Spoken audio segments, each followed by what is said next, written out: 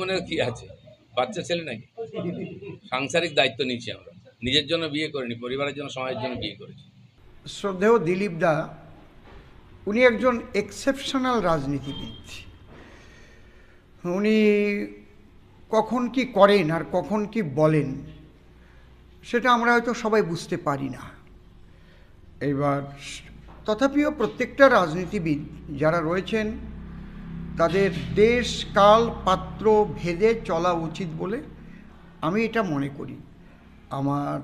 আমি কারো দোষের কথাও বলছি না, তিনি যে ভুল করেছেন সেটাও আমি বলছি না, কারণ হয়তোবা বৌদি বলেছিলেন যে চলো না আমরা হানিমুন করতে একবার দীঘাতে যাই। তাই দিলীপদা ভাবলেন এক কাজে দুই কাজ হয়ে যাবে, হ্রদ দেখাও হবে, কলা বিক্রি করাও হবে, এরকম আমাদের বুড়ো বুড়িরা বলতো। তাহলে আমরা দুজনে হানিমুনও হয়ে যাবে, এদিকে মাননীয় মুখ্যমন্ত্রী যখন নেমন্তন্ন করেছে নেমন্তন্ন রক্ষাটাও হয়ে যাবে।